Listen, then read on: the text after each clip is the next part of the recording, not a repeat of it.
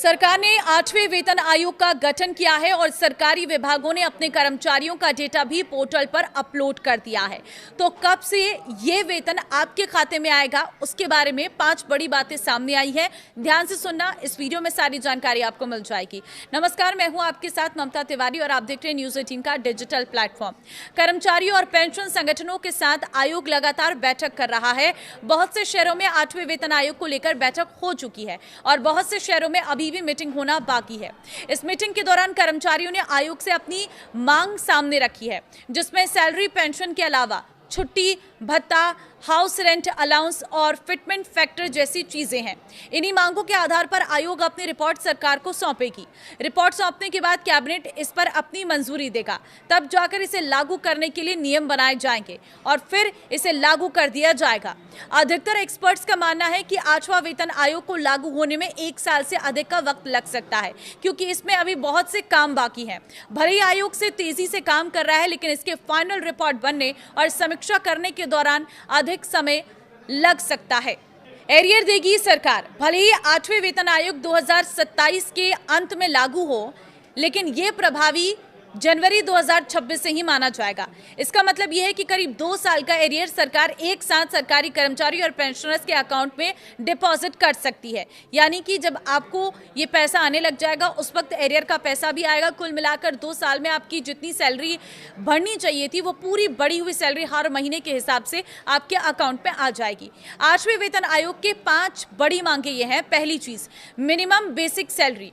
NCJCM ने मांग की है कि कम से कम बेसिक सैलरी को 18,000 रुपए से बढ़ाकर 69,000 रुपए कर दिया जाए। यह मांग फैमिली की जरूरतों और महंगाई को ध्यान में रखकर तैयार किया गया है। दूसरा है फिटमेंट फैक्टर। कर्मचारियों ने एक बड़ी मांग फिटमेंट फैक्टर को लेकर भी की है। कर्मचारियों की मांग है कि सरकार फिटमेंट फैक्टर को बढ़ाकर 3.83 कर दे। फिटमेंट फैक्टर के आधार पर ही बेसिक सैलरी में इजाफा करता है। अगर 3.83 फिटमेंट फैक्टर होता है तो ही कर्मचारियों की मिनिमम बेसिक सैलरी 69,000 रुपए होगी। तीसरी बड़ी बात है हर साल 6% सैलरी पर बढ़ोतरी। कर्मचारियों की मांग सैलरी में हर साल बढ़ोतरी की भी है।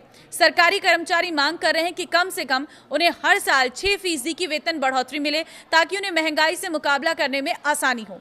और चौथा, पुरानी पेंशन योजना OPS बहाल। इसके अलावा कर्मचारी संगठन की मांग है कि पुरानी पेंशन योजना को फिर से बहाल किया जाए।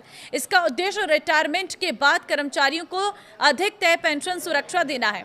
और 5वीं बड़ी बात है HRA और दूसरे भत्तों में बढ़ोतरी हो। NCJCM ने न्यूनतम HRA स्लैब को 30% करने समेत भत्तों में संशोधन की मांग की है। इसके अलावा परिवार का कैलकुलेशन, प्रमोशन और पेंशन से जुड़े नियमों में भी बदलाव की मांग रखी गई है। ये सिर्फ एक कागजी काम नहीं है, बल्कि पूरे 8वें वेतन आयोग की सिफारिशों की नींव है।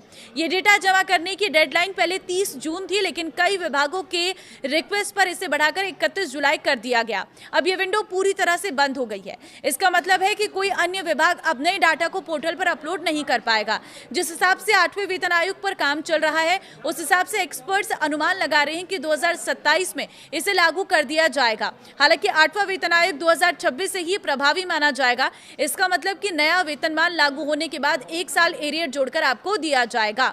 तो फिलहाल आपको क्या लगता है, किस तरह से इसे डिसाइड करना चाहिए और कितनी वेतन बढ़नी चाहिए, आप मुझे कमेंट में जरूर बताएं। नमस्कार।